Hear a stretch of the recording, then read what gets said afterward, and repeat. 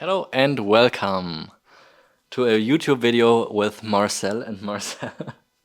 I'm Joshua from Agatebay. Marcel is my third first name, and this dog's name, this cute little desert rat's name, is also Marcel. Today's video is going to be a Q&A video. Over the last few months, we have accumulated a ton of questions that you have been asking in comments under the videos we've been posting, but also under the shorts. And I also regularly get asked questions in just private messages through social media, and I'll try to keep it as short as I can, but as long as I think it's needed. So let's get right into it and start with the first question. Oh, which island? So I have my guesses. I'll call it an educated guess. Also, I do a lot of business with the dealer who is selling them, and I don't want to put any wrong information out or any information that may not be accurate in the end. But my strong educated guess would be Madagascar.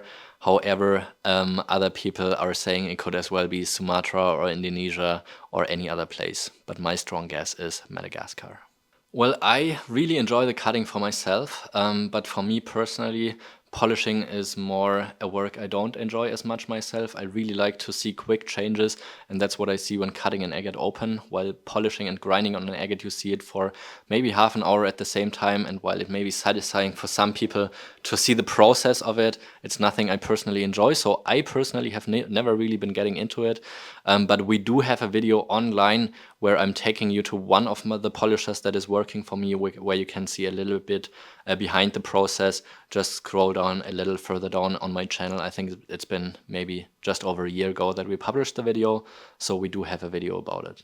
Good question. And in 2022, I think it was, there was a special exhibit about agates in the biggest museum for minerals in Europe, in the Terra Mineralia. Just at the same time, while I was doing the exhibit at this museum, I was planning to release a book at the same time, but it was just getting too much and I got too much caught up in work.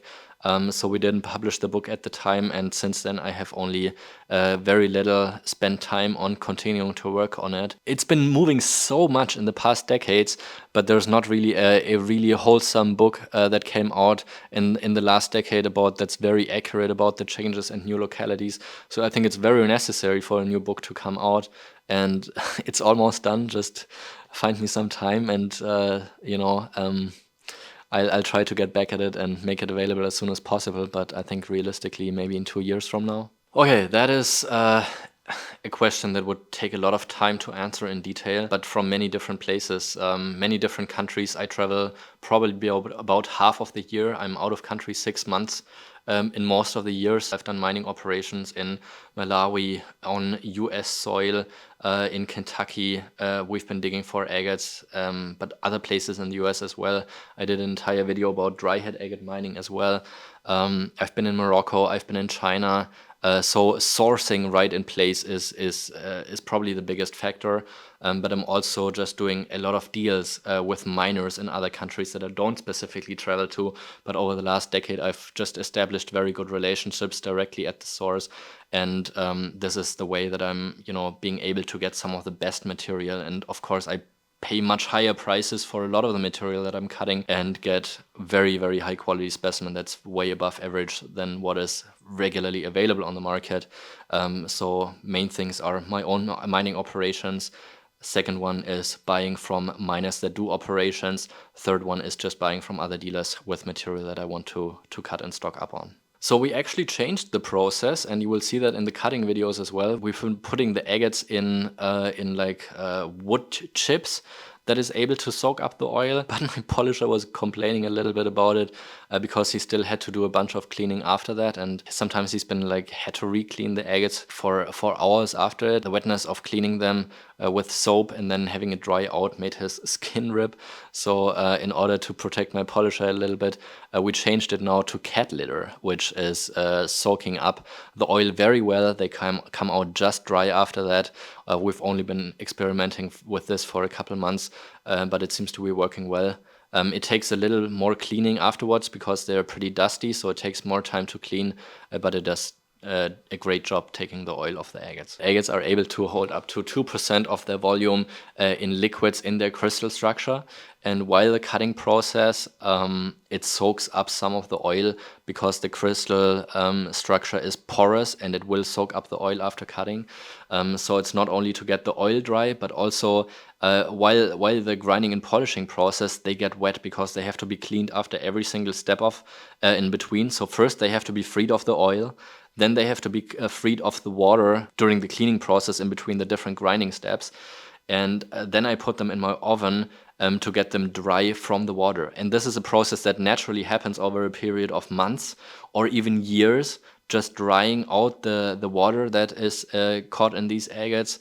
It can be sped up just by putting it on a window shelf. Then it may take a couple days or weeks, but it will even speed it up by multiple times by just putting it in the oven at like 70-80 degrees Celsius for maybe half an hour, and that gets the banding dry again. It's just speeding up a process that would usually take months. And the reason I'm doing this is actually because I had it a few times happening that I photographed an agate in my workshop, then we put it up on the website a couple months later, and meanwhile the agate dried out and it changed color. And that's something that naturally happens, and just in order to avoid that the agate looks different when I sell it compared to when I take the picture, we just speed up the process and dry them out already just in time. Well, they are getting increasingly rare to find, that is certain, and rarer every year and also every second I'm speaking of now.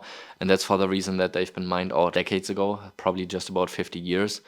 By now, it was a very old find, and it was mined out just after a few years. So there's no supply other than at other localities, so that is the determining factor in terms of their rarity. I'm lucky to live in Germany, actually, right now, speaking, because back in the day, a lot of polyhedroid agates have been imported in Germany. So when I buy collections, which I regularly do, then a lot of these older stock collections, they will have polyhedroid agates, because back in the day, they were actually not uncommon, and they were available for very affordable prices. But due to the decreasing availability of them and the increasing demand of them, just because they have this such unique shape, they get rarer and more valuable by the second. So this specific shirt was made by my best friend and longtime buddy Carl, who some of you may know from the Tucson show 2025. I flew him in, and he was having some fun with me at the Tucson show and helping me out there. This specific shirt he made as a birthday gift for me, but I do have a couple other shirts that I've been wearing at shows, and for every show in Munich or Tucson I've been designing different shirts. They're not available for sale right now, and at previous shows I've just been handing them out to good friends and customers so they could walk around with it like a little billboard and just let people know where they can find good agates in town. But we are also working on making some merch available, so maybe by the time this video comes out, we will have some merch available and you can buy your own t-shirts. If not yet, then probably very soon. I'm also working on it. It's an ongoing process. It's been, I think, 2 years now or something that I bought the production rights from the engineer who developed this saw. I don't know how far the development is going to be when the video is coming out, but it is in the works, and it will hopefully be available to all of you who are watching my videos and enjoying the saw in the next year or two. That's certainly the goal, and you will have the same fun cutting agates like I do. It is called Stonemaster, and it is really built for cutting high quality agates. So it is built by an engineer who loves rocks, and he was thinking there's no real good saw on the market. And he was just thinking about how the cutting could be improved. So he's been getting together with a pioneer in agates in Germany. His name was Peter Jeckel. Unfortunately, he passed away a couple years ago, but they've been developing the saw and just thinking about how the best agate saw on the market could be produced. And that's the idea behind it. And over time, few things have been increased, and I think there may be still a few things that after cutting myself hundreds of, probably over 100,000 agates on this specific saw, could slightly be improved. But we want to make the best saw version of the saw available by when it comes out. I hope that's a good answer to the question. So it could run on both. Agates can be cut with water and oil. Both have their advantages and disadvantages. The cleaning process is obviously the most disadvantage of cutting with oil. Just it takes much more time to get first rid of the oil and before you can actually get into the polishing process. On the other hand, oil is a much better coolant than just water, so it will be a better lubricant during the cut. So it's not just taking heat away, because water is too liquid. It won't be getting enough in between the saw blade and the rock unless you cut at a super low speed. So I have seen saws that are really just rotating like this, and they can of course cut with water because the water is able to get in between the saw blade and the agate. But oil is much more thicker and is a much better lubricant, so it will speed up the process of cutting by about 3 times. It will keep the saw blade much less worn, so the diamonds will be, the saw blade overall will have probably 10 times or maybe even more than that lifetime length. And especially when you cut with a big saw blade like I do, I'm paying $150 per saw blade, and you don't want to change it every few cuts. Also, heat is a very important factor, not just the lubricant, but also the cooling feature of oil.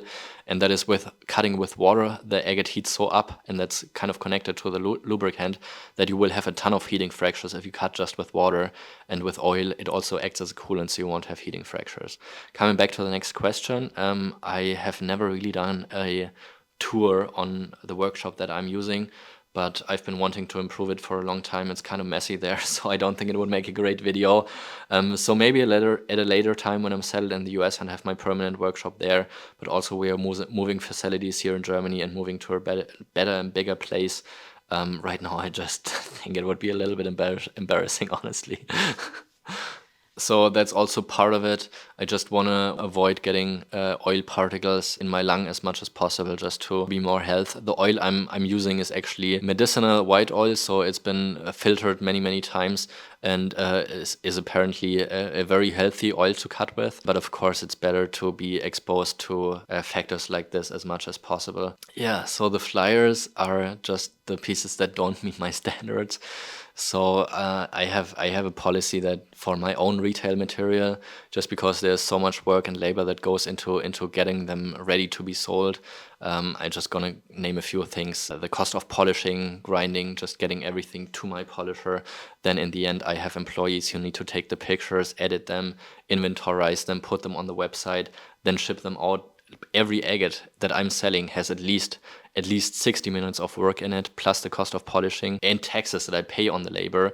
We're probably at about like 25 to 30 bucks per piece that I'm spending before the cost of material is not even taken into account. So everything that's less than $50 in value is pretty much just more or less worthless in retail to me, unless I sell it in large bundles to other resellers. So that's the case when I sell more affordable material as well. But it's just literally not worth my time and money to be bothering with those pieces. That's why I send them flying. The pieces that end up right in my trash bin, that's usually material that I donate to lapidary classes. So there's places in Germany that offer lapidary classes for children and also adults, and I donate boxes of material every year to those workshops, so they go to good use. But I also have like other categories of I'm saying better quality material that just don't meet my standards, just because they're maybe not as colorful or maybe have fractures that I don't like as much, as you may know.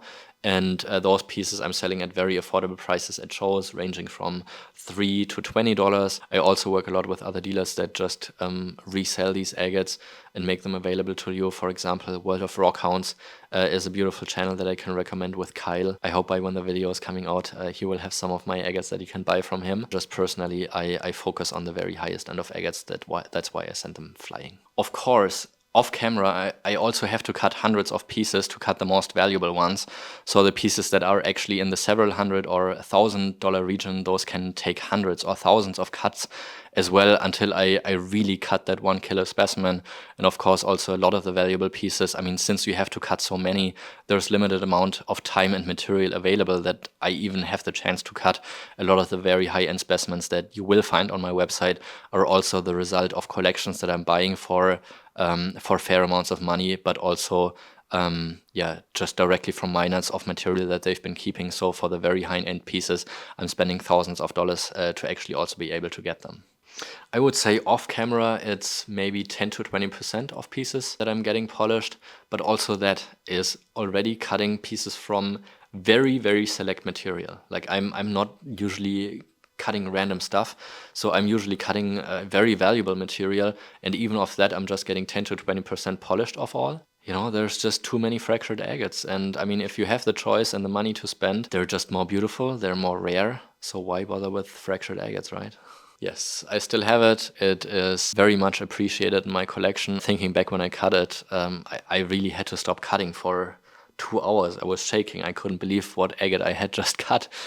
But I needed money back in the day, unfortunately, so I made the mistake and sold half of it, probably for what a lot of you would think is an unreasonably high amount. I think it was too little, and if I had the chance and the collector would let me buy it back, believe me, I tried a dozen times getting that agate back, but unfortunately the collector also likes it a lot, and I mean, I did what I did there, and maybe someday in the future they will be reunited if I have something else I can offer him in return that he just thinks is a lot more valuable. Hello, this is future Joshua, and a few things have changed in the meantime since we took this video. I was able to get the other half of my logo agate back into my own personal collection, so that is a big win. And the other thing is that we did have our US website running for a while, but currently we don't have a full-time operation within the US yet. When I'm going to be back for the Denver show, that's going to be from probably end of August until mid of September,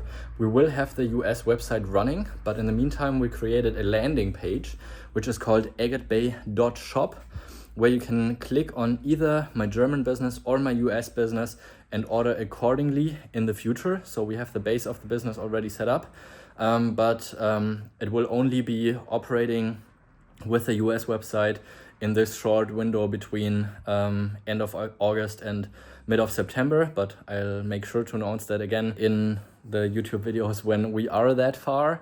And also I hope to have a full-time operation with a US website running full-time from January of 2027. So I'm currently working on buying a property in Tucson to have all of that set up, and then we're all ready to roll. Certainly the cutting agates, that's something I just enjoyed so much from the beginning. It's just the imagination for me of what could happen when you cut an agate. And of course, I'm certainly much more spoiled than I was back when I started. I was like excited about every agate I was cutting. And I think a lot of you, when you cut agates, you will share this feeling, just the surprise of seeing what's inside. But you know, after cutting tens of thousands of agates, you're just surprised a little less, but the fun never goes away. And I mean, I just have the chance of cutting some of the best agates that are existing in the entire world, and I value that very highly, and it's still the most favorite part of my business. If you have more questions, make sure to drop them right under this video so we can pick them up for the next videos. We have so many already really good educational videos and cutting content on the channel already, so make sure to also check out the previous videos and playlists that we created for specific types or educational content about videos. Also make sure to check out my website. There's tons of agates available in all price categories and beauty classes. So make sure to check that out, and you'll also get a 20% discount if you buy at least 10 specimens at once. Here's also a quick disclaimer for the next few videos that I have, since I've been getting a couple more emails with customers that got a tariff bill that they didn't expect to get. So currently we ship everything going into the US with FedEx, because FedEx is handling all of the import and tariffs that are possibly happening on the package. Probably about only 50% of the packages actually get charged with a tariff bill.